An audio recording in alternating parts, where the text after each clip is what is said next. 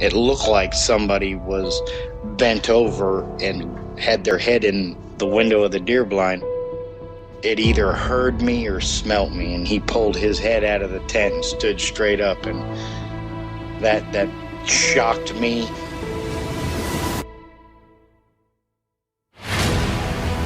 They don't make people that big. The way it moved,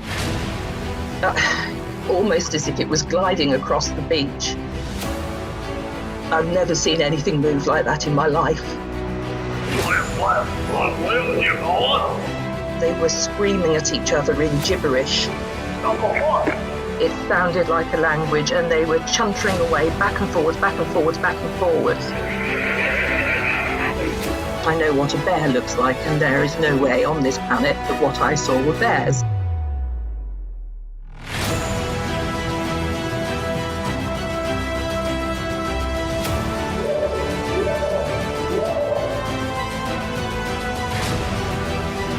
What are you reporting? Jesus Christ, you better... Sir? Gia! Hello? Get somebody out here. What's going on now, sir? That son of a bitch is about 6'9", I don't know. Do you see him now, sir? Yes, I'm looking right at him. Uh-oh.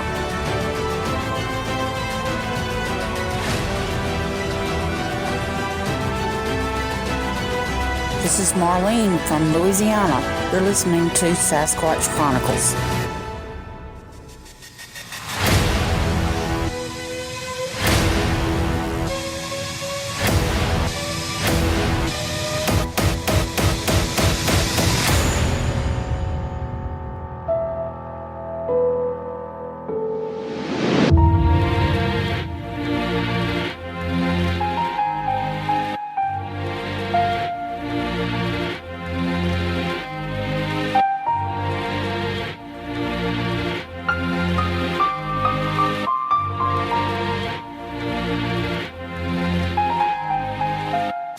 Welcome to the show, everyone. Thanks for being here tonight. Got a great show planned for you tonight. We're going to be talking to James, and James had an encounter down there in Missouri on his uncle's property. His uncle asked him, he was missing a bunch of chickens and figured it was a coyote, so James went out there to take care of the problem, but he didn't run into a coyote, and he ended up shooting one of these creatures. It's a very terrifying account. And then we're going to be chatting with Al, and Al comes to us from Connecticut. And he had an encounter many years ago on his family farm. Same thing, a lot of missing rabbits, a lot of weird things going on and around the property. And one morning he did see the creature. If you've had an encounter and you'd like to be on the show, shoot me an email. My email address is wes@sasquatchchronicles.com. And if you get a chance, check out sasquatchchronicles.com. You can become a member and get additional shows. Let's jump into it tonight. I want to welcome James to the show. James, thanks for coming on. No problem, Wes. Yeah, I really appreciate you being here, and I know you had quite the encounter in Missouri. If you would, take us back to that moment. Kind of tell us what you were doing and walk us into what happened. What did you see? All right. Well, I'm originally from, right now I live in Kentucky, but I'm originally from southern Missouri. This is back in the summer of 2017. I went home to visit my family, and I happened to be visiting with my uncle, and he was telling me that he is having some chicken stolen out of his chicken coop. We kind of both agreed it may have been, a coyote, a fox, something along those lines, something that's kind of common in that part of Missouri. Me, I'm a gunsmith by trade, and I like to go varmint hunting, so I'd brought a couple of my firearms with me to go shooting with family. So I had a 300 AAC blackout silence with a day-night scope with me, and I was like, hey, I got a couple nights, why don't I sit up in your barn by your chicken coop, and I'll see if I can get this coyote taken care of for you. Well, the first night I get up there, get set up, nothing really happens, just nice quiet night. Well, the second night comes around, I get up there about 10 o'clock, get set up in this big window that's on the backside of the barn that's facing the wood line so I could watch for this coyote. few couple hours go by. It's about between 12:30 to 1:30 in the morning. I'm scanning the wood line with my night vision scope and happen to see these 8-9 foot pines kind of shaking and moving off the corner of my eye. So I pull my scope around and start focusing on it. I'm like, okay, what's making this, these solid pines move? As I'm sitting there watching it, all of a sudden this creature steps out in between these pines. I'm, I, After measurements the next day and everything, I'd say he was between 6'8" to 7'2". And my first assumption looking at this guy, because like I said, I was looking through a night vision scope, I looked at it and it looked like somebody wearing a ghillie suit. That's my first assumption, being that I'm ex-military. That was the first thing that popped in my mind. Is like, why is this dude walking out wearing a ghillie suit? So I'm watching him for a second, and it's from the wood line to where the chicken coop was I'd say 175 yards, kind of off the wood line. He covered half that distance in 5-6 seconds, and looked like he only took like maybe 6-7 steps to cover that distance. So I'm like, what the heck's going on here? So I'm laying down with my weapon on my bipod, and I yell out, "Hey, stop or I'm going to open fire." This thing comes sliding to a stop, looks at me, and that's when I realized it wasn't a human being. And it bares its teeth at me, starts with this low growl that I could hear from, it was about 90 yards from me, 80, 90 yards from me. And I could feel this low rumble growl, and it turns into this really loud scream. And the thing turns and starts sprinting towards the barn that I'm in. And my first reaction is fight or flight, and I go into fight mode. So I start shooting at it with my 300 blackout AAC silence. And the time it takes him to cover 3/4 of that distance, I go through 30 rounds out of my the first magazine I had. And so I'm, you know, I'm pretty much mag dumped on this thing, putting as many rounds on target as I could because this thing's charging at me. So as I'm dropping that mag and trying to load my second mag, it slams into the side of this solid oak barn and shakes the entire barn. I stand up because I was laying in the prone. I stand up to lean out the window to shoot, and I was literally shooting directly down on this thing. I fire another 8 to 10 rounds directly. My gun to where it was between 6 to 8 feet. I was up in this barn and I was shooting directly down on it. I shot, like I said, 8 to 10 rounds, and finally it looks up at me, roars, slams its fist into the barn again, and starts running back towards the wood line. And Wes, I'm a combat veteran. I've been in multiple firefights in Afghanistan and Iraq, and I was more scared during this than I was ever during any of those firefights. And so I'm sitting there. I'm like, it's 1:32 in the morning, and I'm like, I need to get out of here. And then I realize it's a quarter of a mile from the barn to my uncle, the closest place, which was my uncle's house. And I'm like, it's the middle of the night. If this thing decides to come, if it covered, that distance and that fast, if I try to leave this barn, there's no way I can outrun it. And I dumped a mag and a half into this thing, and it still didn't. I felt like I was shooting at it with a BB gun. That's how I felt. And I'm thinking whenever it's right below me, I may have hit something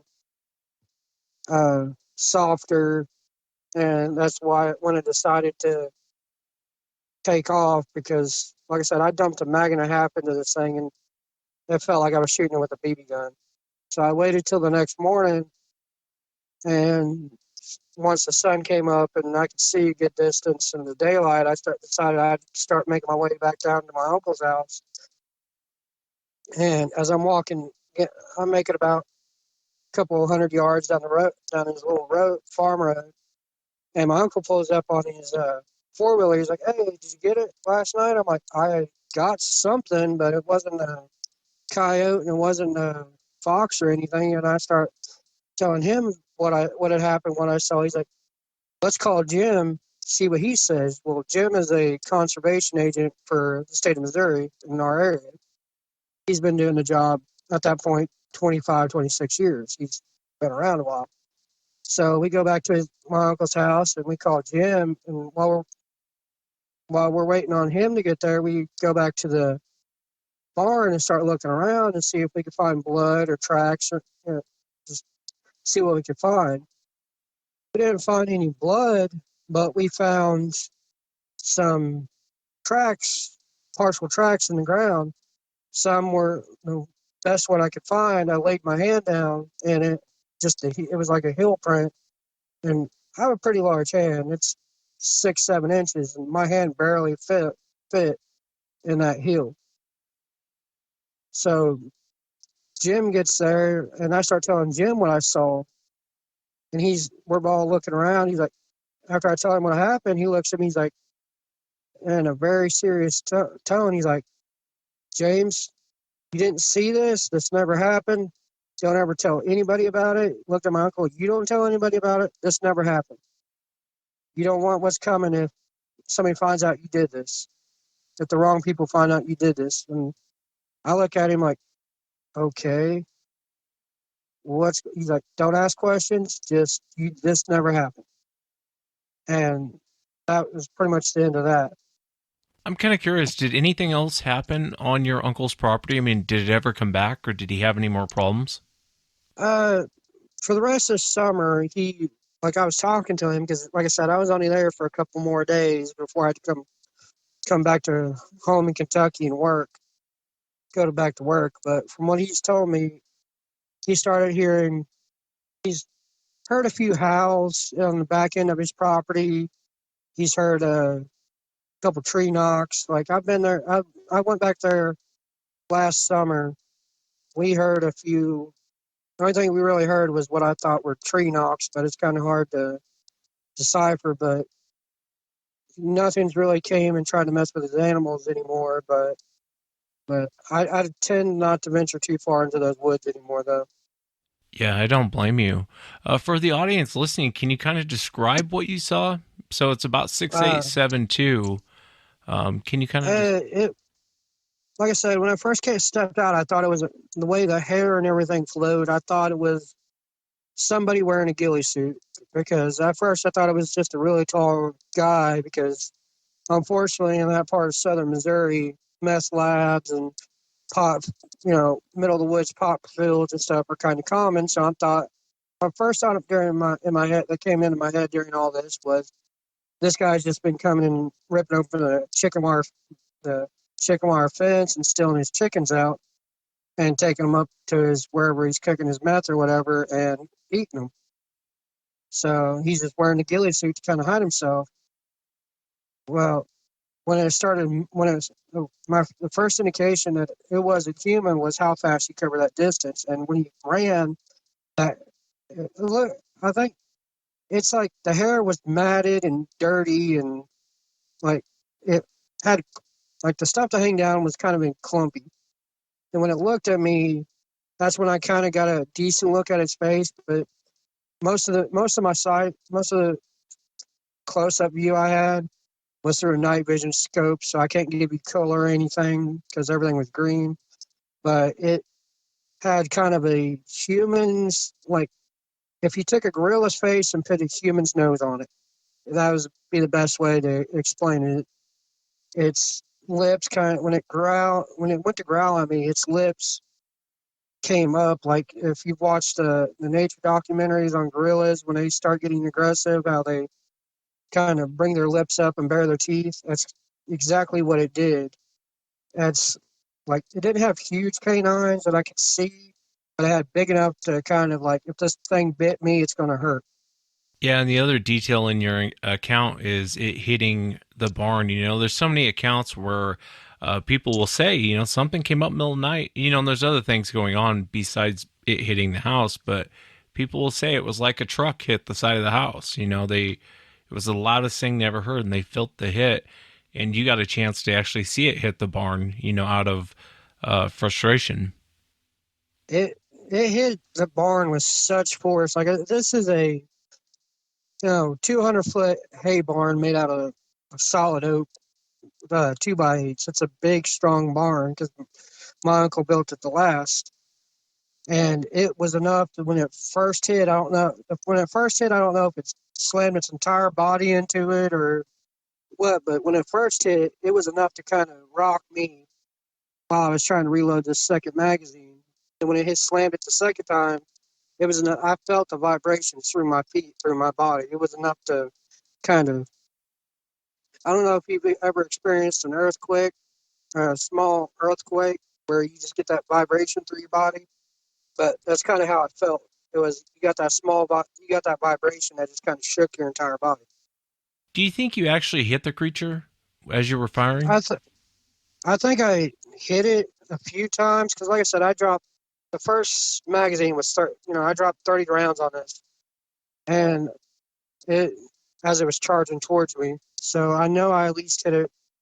I mean, like I said, I was mag dumping, so I wasn't being entirely accurate, but the size of this thing, I know I hit. The chances of me hitting it were pretty high because just the generalized size of this thing.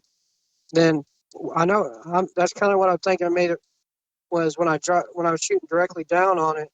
I'm thinking that's what made it change its mind was I maybe hit either something soft in its shoulders, found a weak spot there, or I just hit it enough right there to make it okay. This isn't going to be something easy. I need to get the heck out of here. Because my fear during that time is this thing's either going to break the door down and come in and try and run up the stairs, or it's going to start climbing up to get in this window to get to me. Because all I had was that 300 blackout, and like I said, I was getting worried because I just dumped an entire mag and a half into this thing, and it just didn't seem affected. But I'm thinking maybe during that when I was shooting directly down on it that maybe I hit something weak in its face or in its shoulder region that I got it to rethink what it was doing. When it ran off, did it run off on 2 legs or did it take off on 4? It started off on 2, then it kind of dropped down and was running on. As it got closer to the wood line, it kind of dropped down and started running on all 4s. Let me ask you, what do you think set it off? Do you think you just scared it by yelling at it and it was fight or flight and decided to fight? Or what the more I think on it, it comes between that and it was mad that I caught it trying to get to its easy food source. Because, this is a big chicken pen. My uncle had like, I think 30 to 40 chickens in it. So all he had to do was rip open the wire a little bit, reach his arm in there, and he could grab a chicken and take off with it. Because I think that's what had been happening. It was just, I got an easy food source here. I can just go in here and grab a chicken and take it off in the woods and eat it. I'm thinking it. So I mean, it's either I caught it and it got scared and was like, I'm gonna fight this guy, or it was just mad that I caught it in the act and it lost its easy food source. I hear you, and you could be right on that. Definitely, it's amazing to see the different personalities with these things. Sometimes they'll just run, and other times they will absolutely stand their ground and fight.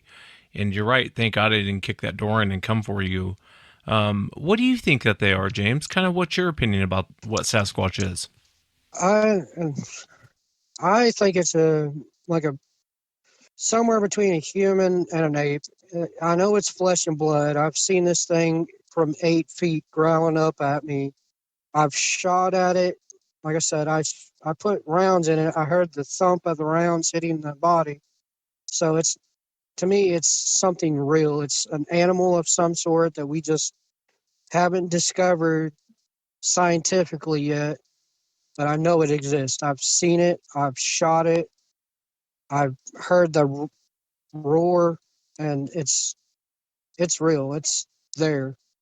Thank God I didn't come back and harass your uncle. And a lot of times when people shoot these things or shoot at these things, they seem to have like a weird revenge streak in them to really come back and make you pay for that. But obviously you don't go in those woods anymore. Do you ever go out hunting or camping anymore after seeing this thing? I still go hunting and camping, but honestly, I don't go out. I don't go out in the wood. I don't go out in the woods without anything smaller than my 338. Everybody makes fun of me because, oh, you don't need that something that big for these woods. I'm like, if you've seen what I've seen and shot at what I've internally, I say this internally. I'm like, if you've seen what I've seen and shot out of what I shot, and if a 300 blackout AAC won't take it out, this at least I have a decent chance of knocking this thing down with this 338. Yeah, and this was a pretty recent encounter too, wasn't it, James? Didn't it happen just a couple years ago? Yeah, it was in the summer of 2017. It was in June of 2017. Yeah, so pretty recent, really. I mean, just last couple of years. Does it still bother you? I mean, did you have any sort of? I know you've been in the military and you do other things that are risky, but did this bother you? I mean, does this kind of haunt you at all? Running into this thing? It does. It honestly, Wes, it does. Just from the fact that I put 40, at least 40 to 45 rounds into this thing, and it didn't. And from a 300 blackout AAC, if I shot anything else, I've taken coyotes down with this gun. I've taken raccoons down. I've even shot a deer with it once, and it's taken it down. And I hit it, like I said, anywhere from 40 to 45 times with this 300 blackout AAC, and it didn't seem like it phased it until maybe maybe I hit something when it was close and it rethought what it was doing. But it's harder to go into the woods now. Like, it's not something like I get a little bit of anxiety going into the woods because it's like because I've looked up reports about in Kentucky and areas I hunt in and everything, and I'm like, so it gets to the point where it kind of, instead of going into the woods as a fun thing for me, an enjoyable thing for me, it's more of I got to plan this out. Let me look up and see what kind of reports are in this area. Do I need to bring something else besides just my hunting rifle? It becomes like it ends up me. I have to tactically plan if I'm going to go into these woods or not. Yeah, I get where you're coming from on that. It's so bizarre though, not finding blood, isn't it? Don't you think that's odd that there's no blood? I do, but in the same aspect, with as much hair and matted hair as this thing had, I'm thinking maybe if I did hit it, like, we didn't go into the wood line to see if maybe we just looked around the grass area and stayed out of the woods, because my uncle's like, let's go in the wood line and see if we can find any hair or anything. I'm like, I'm not going in there. I'm not. So I'm thinking maybe if there was any blood or anything, it may have been up in the wood line. But as much hair, matted hair, and everything it had, I'm thinking the hair kept it from dropping until there was just too much of it. If I did find something vital and hit it. I hear you. It's an amazing account, man, and thank God that you made it through it. But with that thing coming at me, I probably would have started firing too. I don't think I would have done anything different than you did. I would have been hoping and praying with every bullet I shot that it went away. You know what I mean? And they do move the way you're talking about. I mean, in a blink of an eye, they can be on top of you, move a couple 100 yards in no time. You know what I mean? Yeah, I mean, that's what really that right there was exactly what threw me off, that this thing wasn't a human being. Was how it covered half because, like I said, it was about 175 yards to the chicken coop from where it came out of the wood line, and it covered half that distance in 6-7 steps, and it felt like 5 or 6 seconds. It wasn't like a slow, steady movement. It was like, I'm gonna sprint out here, grab me a chicken, and run. And like I said, it covered that distance so quickly, and it was like, okay, that's the first thing that was like, okay, no human being in the world that I know of can cover a distance like that, unless you're the only time I've seen something ever come close to moving with that speed was, watching the football combines when you have the running back just do a dead sprint, 40-yard dead sprint. And this thing made the fastest running back that I've watched look like he was running slower than molasses. Yeah, they definitely move like that. Well, you have to keep me up to date. Let me know if your uncle has anything else going on that property. Do you have any plans to go back to the property? I plan on going back this summer, and maybe like after doing some more research and everything into different techniques, I plan on going back and maybe doing some wood knocks and see if there are still some in the area, because I kind of, the last couple summers, like I said, we've gotten a few calls and what we think are wood knocks, but the area is such a small community, we don't really put it out too much because my uncle still lives there and he doesn't want to be the old kook, I guess would be the best way to say it. So we haven't really invited any like researchers or anything, because that just kind of brings eyeball to your property. So after doing some research and everything, I'm gonna go back this summer and see what I can work up. I hear you. Well, be safe doing that, and I really appreciate you coming on, James, and sharing it. Thank you so much for taking the time. No problem, Liz.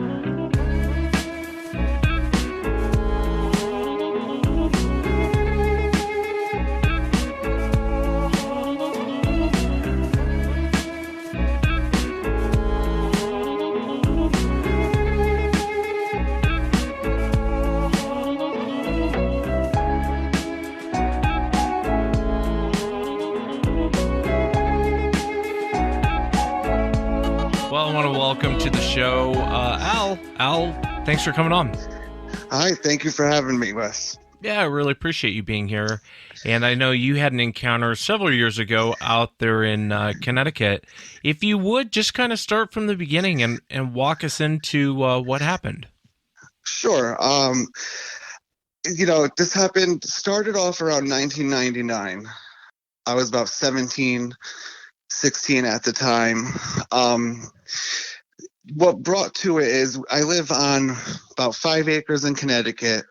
We've always had, animals such as rabbits, chickens, goats growing up that we took care of. A lot of people around here, it's from like a farming community, and my property is bordered by hundreds of acres of forest on one side, and across the street as well, we used to be a cow pasture, and I only have neighbors on one side, acres away. So we would feed the animals all the time. My grandmother would take care of them, and then during the winter months, I would take care of the animals. I had an older brother, but he wasn't into that stuff. I was. So about when I really was paying attention and taking care of the animals that I could remember, I would be feeding the animals. They were all lined up, the cages, 5 acres away. And I feed the rabbits every morning or every night during the cold weather. And then I started noticing one winter that the rabbit hutches would be open. I'd go down there, I'd have missing rabbits, 5 rabbits one night. Then a few weeks would go by, I had 2 rabbits another night, 2 rabbits another night. And I'm like, what's going on? Because the locks are made where you throw the lock through the loop. So you'd have to open it. And I'm like, maybe raccoons are crafty, you know what I mean? So I added a lock with a key, but I left the key in there. So all you had to do was turn the key and the lock would come off, because I'm thinking, what's going to be able to open the lock? So, time went on, more animals came up missing. I had chickens that were missing, and I'm like, what could this be? I know I live near a forest, but I never really saw tons of wildlife from my forest. I grew up always, dirt biking and, doing stuff with the neighborhood kids. So I've seen bears, I've seen coyotes, I've seen fox, I've seen all these animals. I know what they look like, but they're not really, around here. So And I would go down there and I never find like evidence of what happened. So, several months go by, 30 animals have gone missing. And then we start, you start coming up with crazy hypotheses like somebody stealing them. But why would somebody want to steal rabbits? It's just stuff you try to convince yourself because you can't come up with anything that really makes any sense. Then the summer comes by and, more chickens come up missing, but there weren't feathers.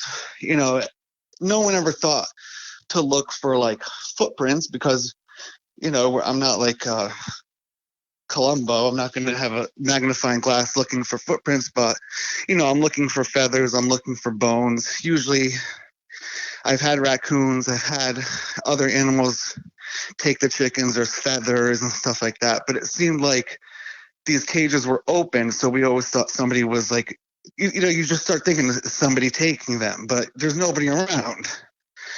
So fall comes and the next winter approaches, 2000. And, that winter was exceptionally worse than the winter before. So it got cold earlier. And, I'd take care of them before I went to school in the morning and whatnot. And around December, it started happening again. We had about 30 cages lined up. And, I'd go down there and there'd be one cage with the door open and a rabbit missing. And then 4 cages down, another door opened and a rabbit missing. And I'm like, this is getting crazy. And, I tell my parents, I tell my grandmother, and they're like, oh, it's raccoons or you're leaving the doors open. I'm like, yeah, but this is just crazy. If you leave a door open and they jump out, they smell where they live and you always see them roaming around and you're able to catch them, Couple more weeks go by and we're in December. Christmas goes by and I wake up in the middle of the night because my bedroom is facing the back end of the property. And I hear screaming, and I recognize that scream because it's, when you kill a rabbit, they actually scream like a loud shriek or squeal, I should say. So I'm like, all right, I know something's happening now. So, it's cold, so I get my clothes on and, I wasn't just going to jump out and look. I get dressed.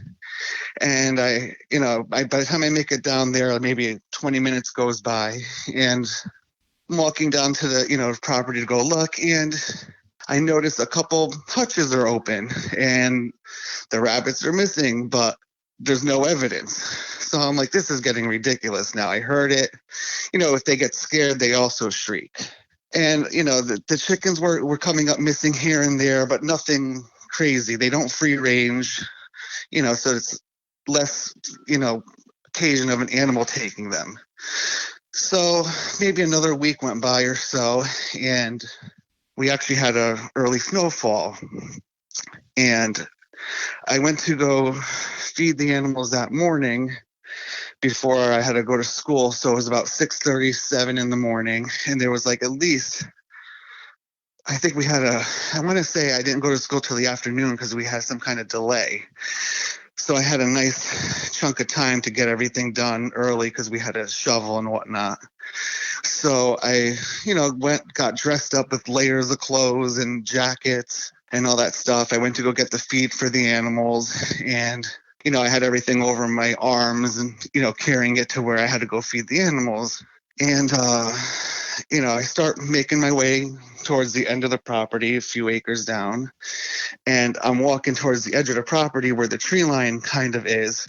Just to, that's how I walk down there. And, as I'm walking, I'm carrying all this stuff. I'm making a bunch of noise, but I feel like I keep hearing other noises, like coming from like either the side or the back. So, I would take like 10 steps and I would stop and then the noise would stop just 2 seconds after I would stop. And I'm like, is it me making all that rustling noise? Because I have all these layers of clothes on and, the feed bucket hanging from my elbow and the bag hanging from my other arm. So, I'm trying to like readjust myself. I pick up everything. I start walking again. And I hear like, couple twigs breaking, and I'm like, all right, I'm like, whatever. I look around, I don't see anything. So I start walking again, and I hear the noise again as I'm walking, and I stop real quick. And, I look over to where the woods are, and, I don't see anything. I'm thinking I'll see like maybe an owl or, something, just because it snowed. So there's, snowfall on the leaves, on the pine trees, on the, everywhere. So, some snow was melting. So you hear, all the noises of nature. So I just shrug it off. So at this point, I made it, towards where all the hutches are and the barn. And I noticed, because of the fresh snow, that there's all footsteps going up and down where the rabbit hutches are, going off into where the woods are, where the tree line is. So I put everything down, and I'm just like, all right, what's going on here? And I noticed 2 doors were open to 2 of the hutches, and the rabbits were missing. I see the holes where the feet are, and it kind of looks like, how when we walk into the snow, we pick up our feet and we like step far out, then we pick up our other foot, and we step far out. So it looked like a person was walking, but when they lifted up their foot, the tip of their shoe or whatever was dragging across the top of the snow.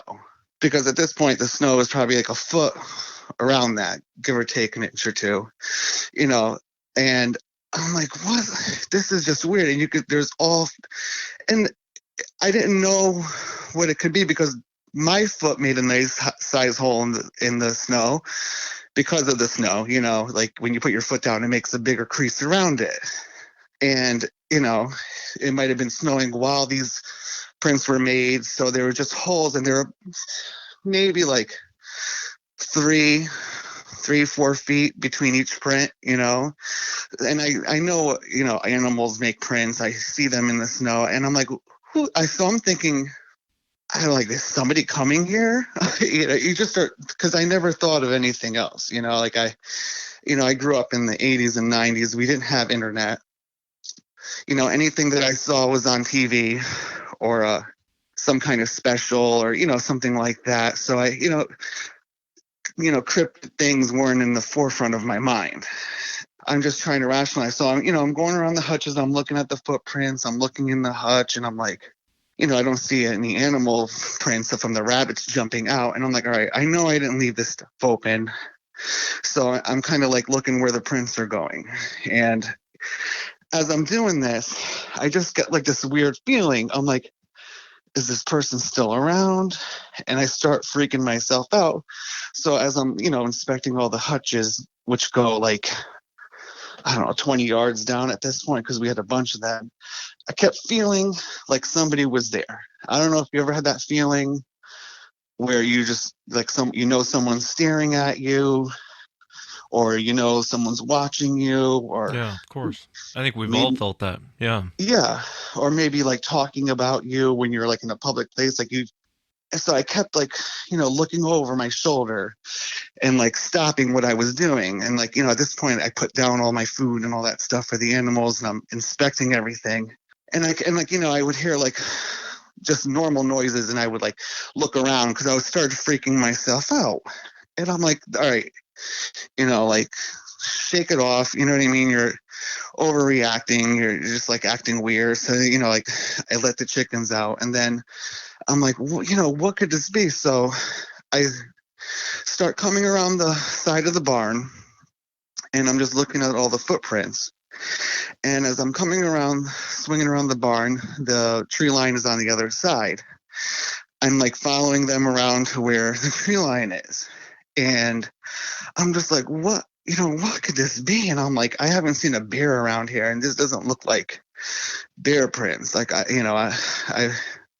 don't know. So I start looking into the woods where the tree line is, and it's real thick. There's pine trees, maple trees, like piles of old leaves from fall covered by snow. Even in the brightest day, if you go in 20 feet, it's dark in there. So I'm like, I'm looking around, and I kind of don't see anything. So I kind of squat down, and there's a bunch of trees, thick round trees, pine trees, and I see something like, I didn't know if it was like a tree next to another tree, or, you know, it didn't look right. You know, snow was heavy on all the leaves, and, you know, it was covering everywhere. So I'm looking at this thing. It looks like, say, like you see a big round tree trunk, and like either right behind it or next to it, another big round tree trunk is growing. And this is about 20, 25 yards in, not even. And I'm like, what the hell is that? I'm like, is that like an animal or a bear? I'm like, but why would, you know, it just, I know what a bear is. I've seen a bear before, you know, it's not that. It's just, it was going straight up. And I noticed like a light going through, you know, like maybe the arm or something. So I take a stick and I like kind of just take it and I throw it like a spear, you know, through the leaves, you know what I mean? Just to throw something there to see if something would move. And as I did that, whatever it was took off running in the opposite direction. And I mean, I'd never been so scared. I started running left as soon as I saw it start turning around to run. I start turning left along the property line, and I knew it went the other way, but I hear it crashing, branches breaking, crashing through the forest. And I'm like, what the hell is that? And then I stop at that point and I'm trying to look in there, and I just make out like light and dark, you know, as lights passing through the tree branches, and whatever, you know, whatever it was disappeared, but I could still hear the noise for only about maybe 15 seconds, which seems like an eternity at that time, of it crashing through the forest. But when I was looking at this thing, it matched a huge tree trunk.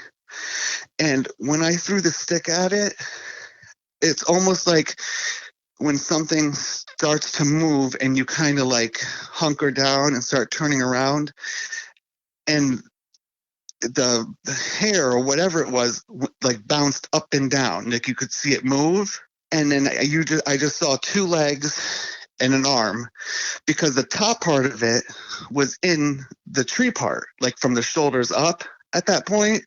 So when I threw the stick, like it was in the, like the top part was in the tree, and snow came down when it started to move.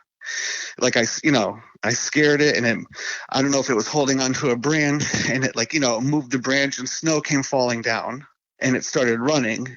And I never been so scared in my life, because nobody's in those woods. There's no hunters. Nobody should be there. It's all like, you know, private property or town property and stuff like that. It's just there's nobody that would have been there at that time of day. And it was the craziest. It scared me so bad that I didn't want to go feed the animals anymore. And I tell my older brother, I tell my parents, and they're trying to say, oh, it was, you know, a fox or maybe a coyote, or you don't know what you saw. I'm like, I'm telling you, I know what I saw. I'm not an idiot. I grew up in the country. I'm like, this thing is either, you know, the only thing I can say, it was either a person wearing a monkey suit, or, you know, at that point I was like, you know, or something crazy. And my brother's like, yeah, you saw Bigfoot. And I'm like, that's all I could say I saw, you know. And, you know, he actually went out and got like a book at a library about it at that time, because, you know, it wasn't, you know, it was, the internet wasn't that great then. And we were looking through it. I'm like, this is what I saw. So we went down to where I showed him where it was. And my brother's about 6'2", and I made him go into the part of where it was, and where this thing's shoulders was is where it, you know, it touched the first branch where my brother's head was. So it must have been at like a good 7 feet to like 3 feet wide. And when it started moving, it was just like, you know, like a natural animalistic motion. Like it moved, you know what I mean, fast. Yeah. And it just scared the hell out of me. Like, it scared the hell out of me. And like those 2 seconds when I saw it move was all I needed to see what it was. Yeah, that's scary, man. I don't know that I'd want to go out and feed those animals. And you hear about that a lot, where people will have these things on their property and they'll break open the cages or open cages, stuff you would need hands for to take animals. And did you ever have anything else happen on that property, or was that kind of the end of it? Well, like I said, when the animals started coming up missing, I started rigging these things where I would put the locks on cages. So either I would set the lock that night, so if somebody else went to go feed them, they would just have to pop it open because it was already set on the number. And then the other ones had a key in it, just the key stuck into the bottom already. So all you had to do was open it. And you don't think an animal would be able to open something like that. But years before that, I never heard anything crazy because you don't go that far into there because it's so thick. I mean, we made little trails in the front, when I was younger. Then I asked my father if anything ever happened because he goes mushroom hunting in the fall. And, after thinking about this, my were Italian American. He's like a foreign guy, very few words. I didn't really bring up that situation with him that many times, but me and my brother talk about it. But I asked my dad, I go, when you were ever mushroom hunting in there, I go, did you ever see anything or, hear anything? And I don't know if you got that email I sent you, Wes.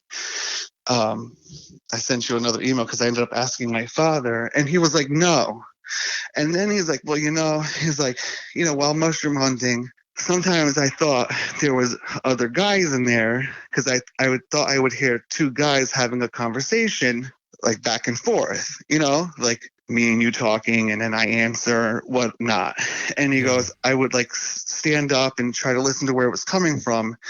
And he knows that nobody lives in there for about 100 acres. And he would go a little bit deeper in and, nobody would be there. So he just shrugged it off as animals, or he was just hearing things, you know what I mean? And besides that, a few years, after my brother comes and visits and he walks the dog, and he came home a couple times after walking the dog, and he's like, what are all those, that noise that comes, you ever hear that noise that comes from the woods over there? And I'm like, there's coyotes really far out. I don't see them, but, I hear them sometimes at sundown. You know what I mean? When if they start barking at yipping at sundown, but they're far out. And he goes, no, this is something else. It sounds like something's being murdered out there, or something vicious. And I'm like, I don't know. I never heard it until one night I was coming home, and it was way after sundown, and I had my window down on the driver's side. And as I'm driving by, I heard it from inside my car. I mean, it just sounded like somebody screaming. It wasn't a vixen call from a fox. It wasn't a coyote. It wasn't a mountain, puma, mountain lion, leopard, or whatever it's called. Yeah. It just sounded like something ferocious, or something was being murdered, And after all this happened that winter, because I didn't want to go feed them, we raised the animals for meat as well. We ended up calling a lot of the animals. So we scaled down to maybe just a few, 5 breeding stock from 45. And we ended up moving all the cages up to the right, behind the house more, only a half acre out instead of 5. And we moved everything closer to the house. And since we did that, nothing has really happened. Plus we have the lights, the motion lights outside and stuff like that, naturally, Yeah. So they haven't been taking any more animals or anything? No. I mean, we don't have nearly as many as we used to. But we also have on our property tons of fruit trees. We got pear trees, cherry trees, grapes. We used to have a huge garden at the end of the property. And, you don't know, you start thinking about things after you experience that, and you start thinking could this have been that? Could the missing chickens have been that? You just, we have 3 huge pear trees, and we actually eat them. And, sometimes my dad told me this too, like he'd get mad at us, or he'd be like, did you guys have your friends come over and pick all the pears? And we're like, no, what are you talking about? Like, we think it was funny. And we're like, maybe the squirrels ate him. He's like, no. He's like, because he would pick like 3 or 4 buckets of pears off the trees. And he's like, I go out there wanting to pick them the next day, and they're like all gone. You know what I mean? I don't know. Like, that could be anything. But then you start thinking, like, was something, coming out and eating them, or, Yeah, because we have all these things on the property. And you hear that too, Al, a lot, where people have fruit trees, and same thing. They'll go out like they want to pick them, and they're all gone. They're all wiped out. I had a lady who had blackberry bushes on her property, and she was like, they were beautiful. They were all ready to go, and the next day she came out and they were all gone. Birds are going to eat blackberry. Animals are going to eat that stuff, but not all of it overnight. You know what I mean? It's not going to vanish overnight. Exactly. And that's what would be like the alarming thing, is that, you'd go out there and buckets and buckets would be missing. And you're like, how many squirrels could have came and ate that? Or, these pears are so small that a bird can eat them. You know what I mean? Like, one bird would have to peck at one for, fairly long to consume one. And you're just, so he would be like, what, did you give them away? And I'm like, no, like, I don't know. We don't go out there. You know what I mean? And the same thing with like the peaches and stuff like that. But that's all seasonally, So, and our neighbors are so far that I don't ask other people if they've had experiences, because we're the ones that have the forest, the tree line and the forest behind our property. They don't really as much as us. And, I do know out in that forest, Connecticut's known for its rock wall structures, where, I don't know, in the 1600s or 1700s, this is all Indian and English settlers. They had built rock walls for their properties and for their animals. So when you go far out into any forest in Connecticut, you see these rock wall structures, odd caves, man-made, caves. So there's a lot of places for, any kind of wildlife to hide. And, I don't go out there and look for any kind of these structures people talk about, because, you can account anything to anything. And for me, being a skeptic before, unless I see it, I don't really believe it, because anything can make an X, or, right. It was just real scary seeing something on 2 feet, because even if it was a person, what are they doing there? There's right. no reason for that person to be there. Now, and I know this happened several years ago. Did it pretty much stop after that? I mean, obviously the pear trees and weird stuff like that, but is the stuff still going on your property, or has it died off? The screaming is still heard when I, hear it. Like if I'm out at that time, or, driving by, or taking the animal for a walk, the dog, but it's not every night. You'll catch it just like on, maybe like every few weeks, but it's at a certain time. It's not at when the sun goes down and the coyotes are yelling, and it's not yelling while other coyotes. It's just that it's just that by itself, but it's so far deep that you can't just like take your phone and record the noise from the street. You'd have to go. And if you tried that, you wouldn't probably hear anything, It's different when you try to record something, but then you actually hear it with your ears, But that I still do hear that crazy screaming noise, here and there. But like I said, we moved all the animals closer to the house. So, that would it would make it really hard for something to walk that close to the house with all the lights that go on and whatnot, Yeah, I hear you. It's still creepy, though, that, and I love when a skeptic, I know you were skeptical. You told me that the other day. And I was very skeptical even after I saw it, but, you see what you see with your eyes, and, yeah, I saw what I saw, you know what I mean? And it definitely had 2 legs and arms, but the top part was in above the trees. And when it started run, it turned around and ran. I ran, as well. Yeah. And, luckily it didn't come at me, but it was at least 3.5 feet wide, but it was so hugged up to the tree that it kind of like freaks you out because you start understanding that whatever it is has mastered its surroundings, just like we mastered our world. You know what I mean? That it, whatever it is, adapts and knows how to, go about where it and do its thing without being known and seen. Yeah, no doubt. Well, let me ask you this, Al. What do you think that they are? What is your opinion as far as what Sasquatch is?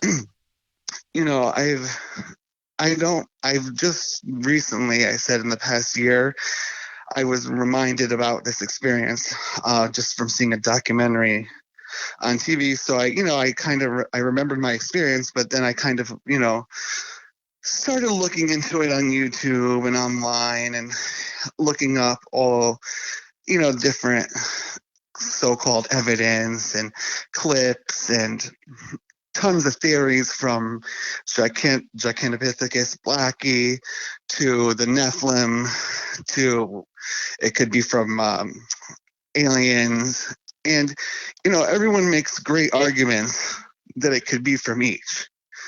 And, I'm a professional and a person of science, so I like to hear facts. And they all have good, facts to support each case. But from what I see, it's alive. And if it was taking these animals, that means it needs sustenance.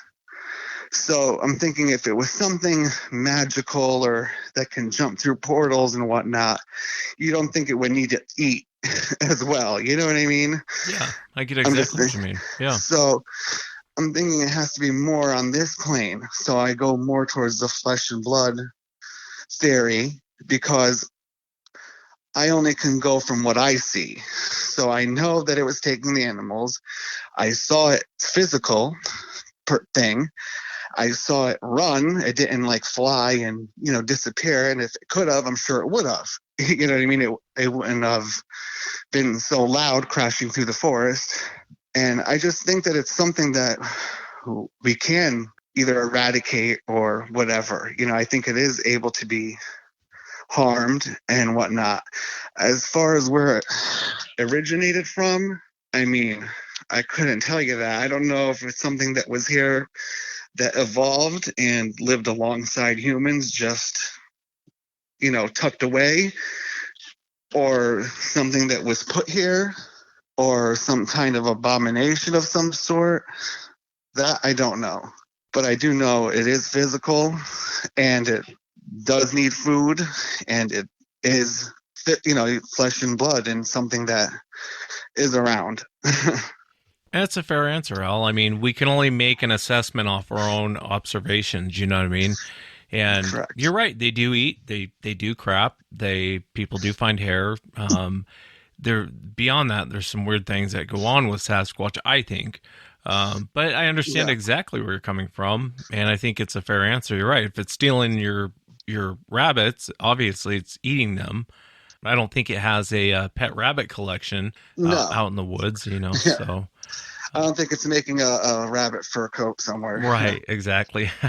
And, there weren't any bones or anything. I kind of looked closer and when, to see if it was an animal eating them, if I would find bones or fur, because you do find that stuff, when the fox eat it or coyote or whatever, they kind of tear it apart and you find bits and pieces, and I found nothing.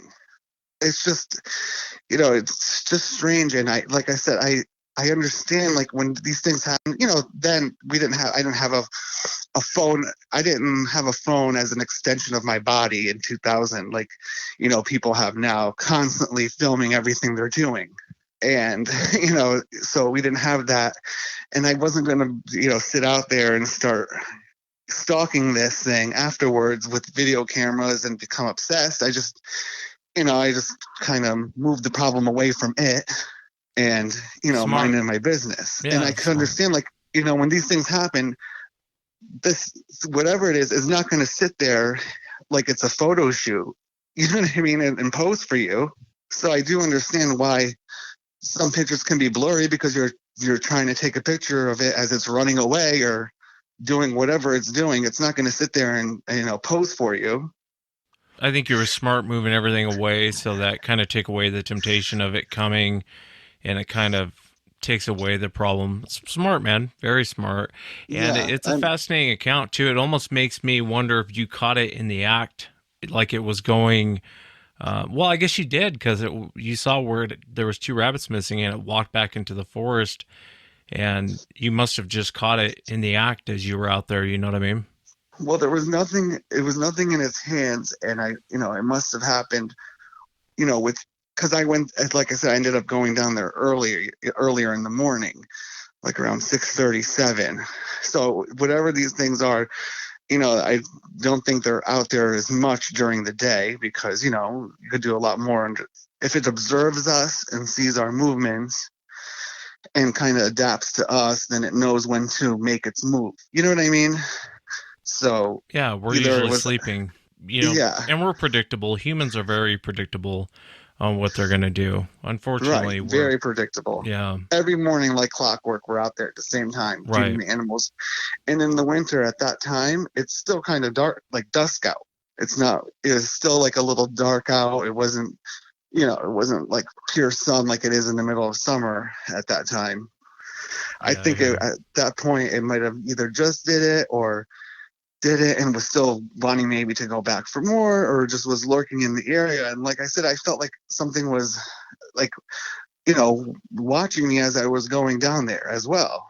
I don't know if whatever it was just got curious or started getting more courageous or was planning to do something else. I don't know.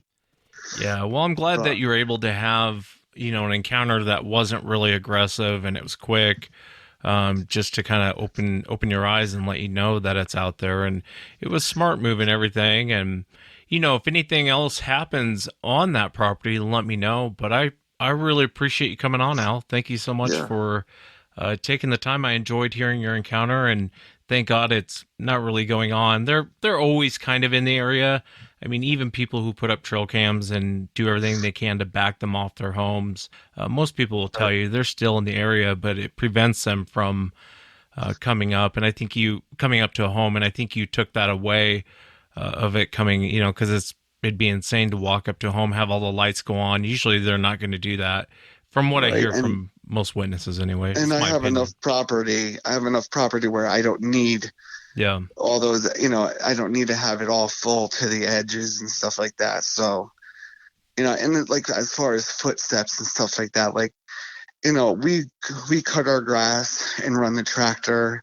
So our soil where there isn't a garden is pretty compacted. You know what I mean? It's not like fertile soil where something would sink in as it's running across. You know what I mean? And like the only time I saw, evidence was in the snow. Then that's what started alerting me that day, Yeah, I hear you. Well, be safe. Be safe out there, man. And thank you again for coming on, taking the time. Wes. No problem. Thank you. And that's it for tonight, everyone. Remember, if you've had an encounter, shoot me an email. My email address is wes@sasquatchchronicles.com. And if you get a chance, check out sasquatchchronicles.com. You can become a member and get additional shows.